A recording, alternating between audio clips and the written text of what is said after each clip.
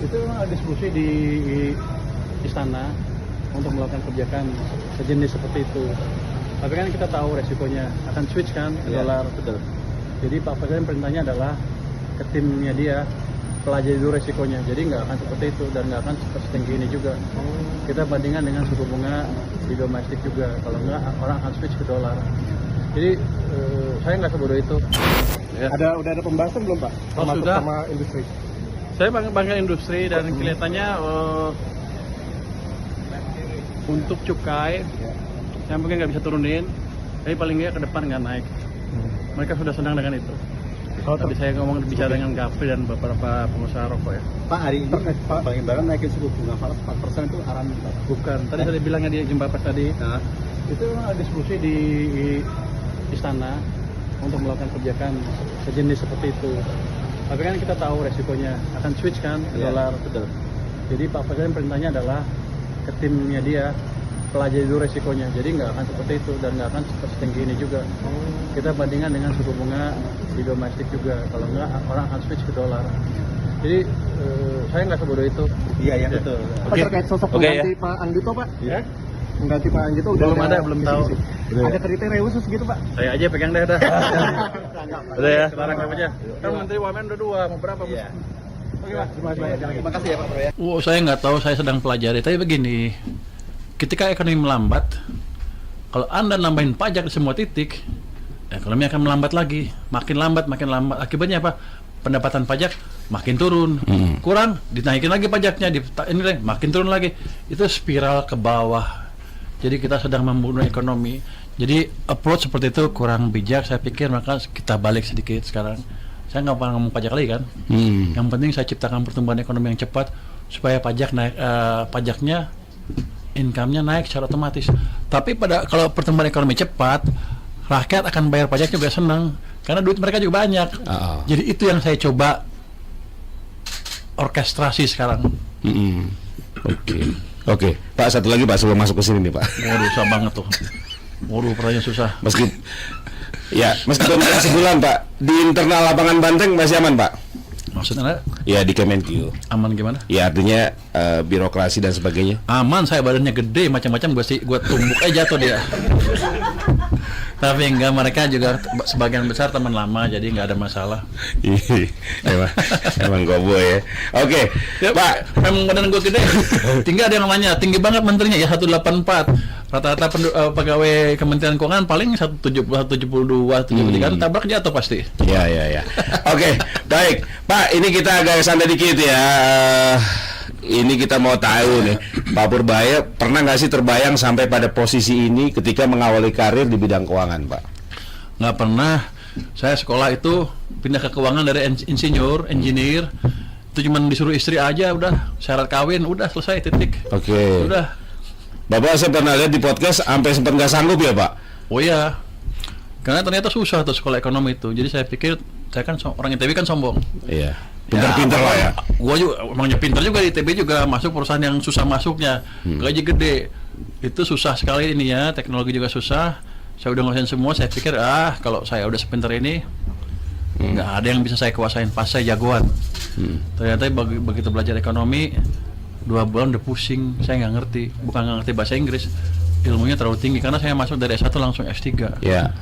Ya udah, sempat bilang hadap istri. Iya. Jadi kalau ingat sekali, Juni kita pulang. Jangan lihat serius. Ya, Juni kita pulang ke Jakarta. Sampai Jakarta kamu saya cerai. Ya takut lah kalau gitu, gua rugi. Tapi itu betulan, bukan dikarang, itu betulan. Iya. Tapi karena dia saya pandang ancaman yang positif, saya ikut. Oke. Baik, Pak Purbaya terima kasih. Ini waktunya tepat beliau ya. Sekarang kita minta Pak Purbaya untuk motong kue ulang tahun Trijaya nih. Suatu kehormatan dong. Tepuk tangan. Oke, didampingi Pak Safril. Kemudian siapa lagi yang mendampingi? Kalau ada sering koboi yang $6 million man, 67 miliar, Iya. 200 triliun.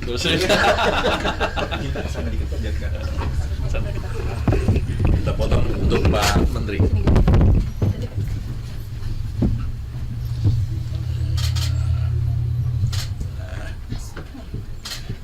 Piringnya mana? Piring. Kasih ke Pak Menteri. Ya udah saya bawa pulangnya semua. Kalau itu nggak boleh, Pak. Coba, nah kita ini dulu nih.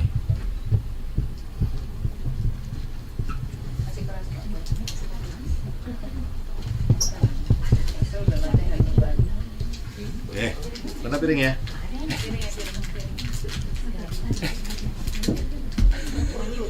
Ini ulang tahun Trijaya nih Pak, masalahnya Pak. Mana? Belum siapin.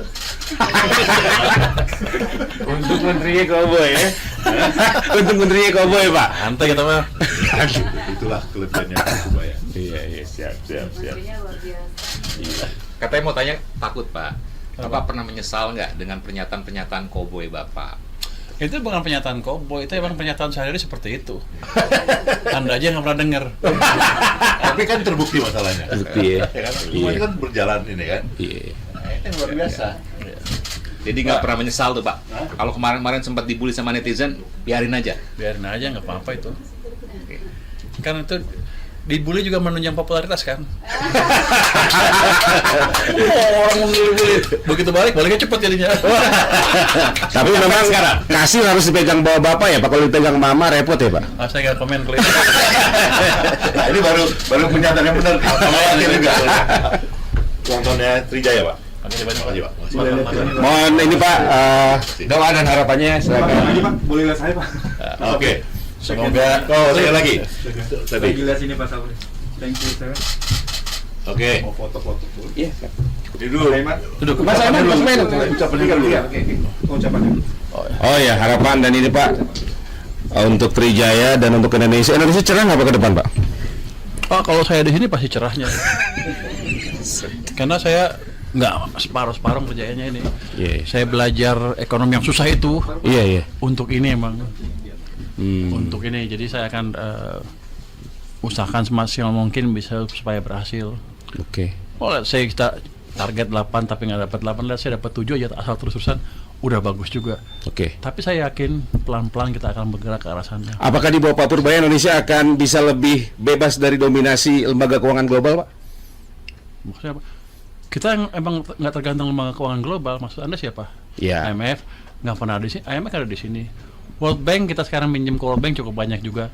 Tapi kalau saya lihat kan bunganya juga nggak murah-murah amat. Jadi pelan-pelan saya bisa kurangin juga. Oke. Jadi kita bisa langsung market base.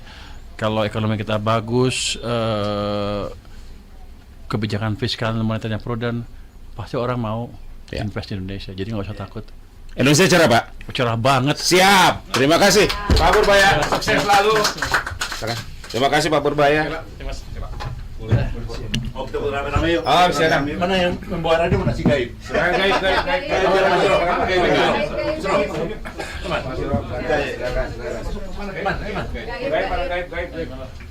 Ya, siap bos.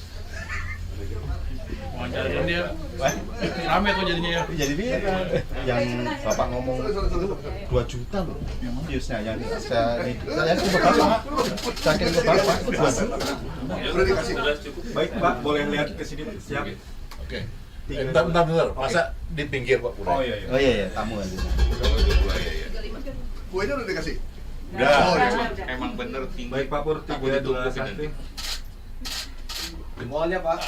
Oh, jempol. Jempol Cuan. nasional. Cuan buat Indonesia. 35 Pak, 35. Oh, 35. Apa tuh? Oh, Pak iya. Jaya. Oh iya. Oh. Siap 321. Lihat sini Mas. Untung bukan lagi kampanye sekarang. Emang. Thank you sir.